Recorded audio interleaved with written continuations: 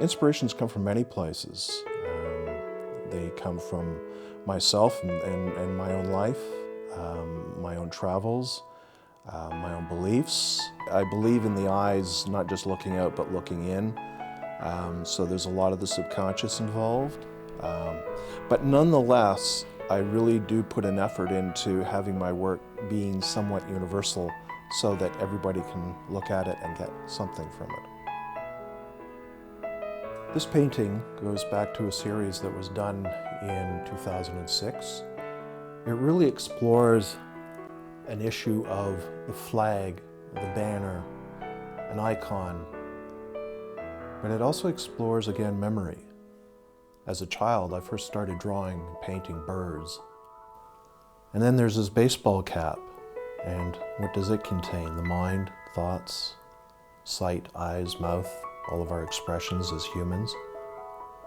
And here's this bird, and he's approaching. Is he a predator? Or does he just want to make friends? Do we know?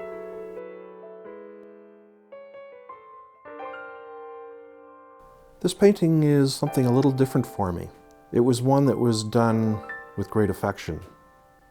This was a painting I painted for my wife last year for Christmas. It's a source of energy and growth, birth, rebirth, death, the entire circle of it. And that's why I've chosen to make these sunflowers all intertwining and wrapped around one another, as it shows interconnectedness with our lives and how we are connected to each other and to our garden.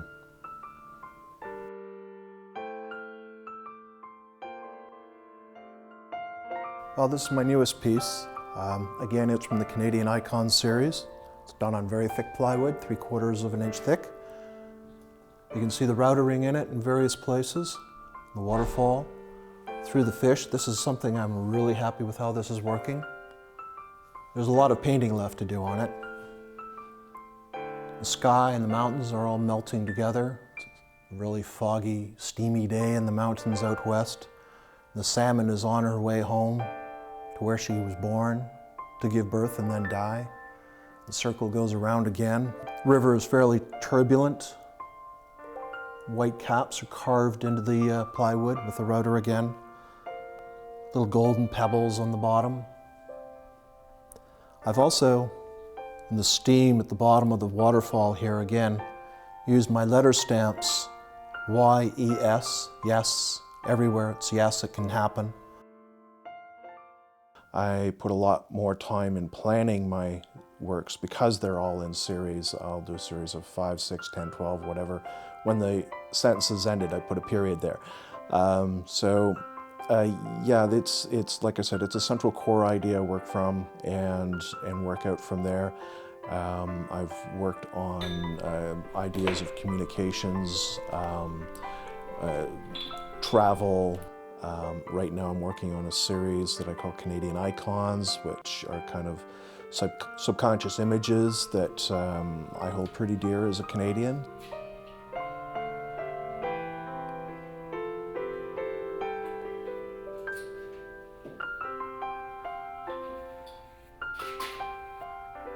One thing I learned very early on, after I finished my education, was work hard. My father was a very hard-working individual.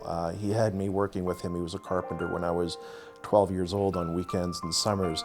So there was always this instillment of working hard. And if I were to leave any advice and/or legacy behind, I would say I would like to be thought of as at least a hard-working artist.